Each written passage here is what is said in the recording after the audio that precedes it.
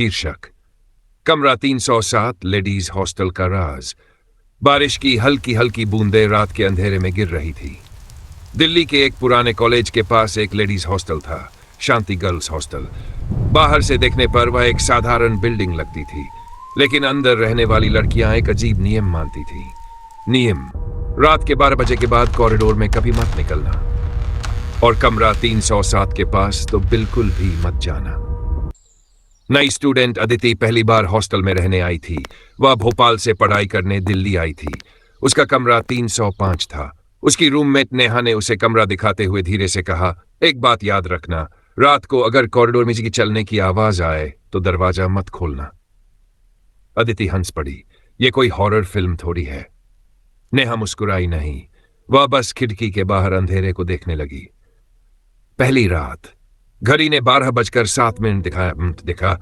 Hostel में सब कुछ बिल्कुल शांत में किसी के नंगे पैरों से चलने की आवाज आई। अदिति ने सोचा कोई बाथरूम जा रहा होगा।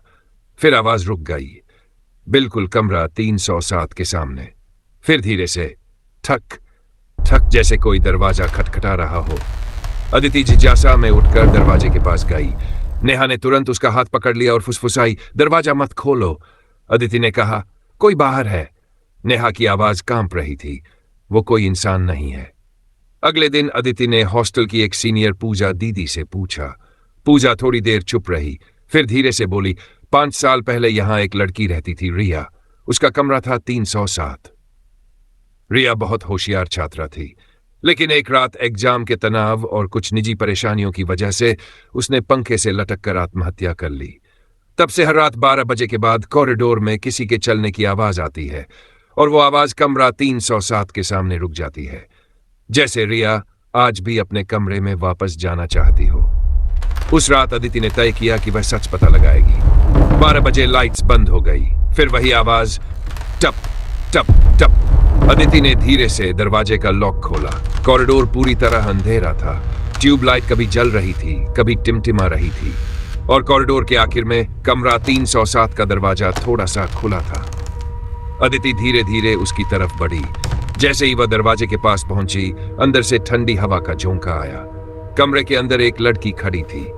उसके बाल चेहरे पर बिखरे हुए थे, उसके पैर जमीन को छू नहीं रहे थे, और उसकी गर्दन थोड़ी टेढ़ी थी। लड़की ने धीरे से सिर उठाया। उसकी आंखें पूरी तरह काली थी, और वह फुसफुसाई, तुम मेरा कमरा ले लोगी। अदिति का खून जैसे जम गया। अचानक दरवाजा जोर से बंद हो गया। कॉरिडोर में सिर्फ एक आवाज गूंज रही थी, टप टप टप, जैसे कोई उसके बिल्कुल पीछे चल रहा हो। अदिति ने धीरे से मुड़कर देखा। कॉरिडोर खाली था, लेकिन उसके कान के पास किसी की ठंडी सांस महसूस हुई, और एक आवाज आई, कमरा 307 अभी भी मेरा है। अगले दिन हॉस्टल वार्डन ने नोटिस बोर्ड पर एक नया नियम लगा दिया, कोई भी छात्रा तीसरी मंजिल पर शिफ्ट नहीं होगी। लेकिन सच्चाई यह है, कभी कभी रात में हॉस्टल की लड़कियां आज भी सुनती हैं कमरा 307 का दरवाजा धीरे से खुलने की आवाज, और कॉरिडोर में चलते हुए नंगे पैरों की हल्की सी टप टप।